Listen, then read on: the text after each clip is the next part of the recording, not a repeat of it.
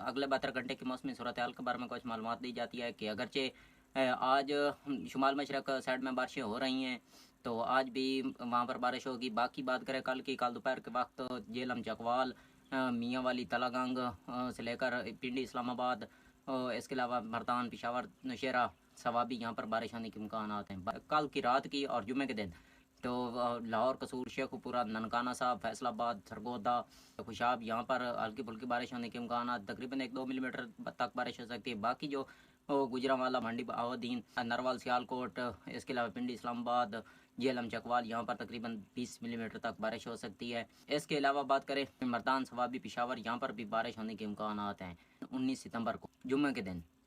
इसके अलावा वस्ती पंजाब, जनूबी पंजाब, सिंध और बलोचिस्तान में मौसम खुश्क रहेगा, क्योंकि शुमाल मशरकी साइड में बारिश होने की वजह से टेम्परेचर 1-2 पॉइंट ज़रूर डाउन होगा।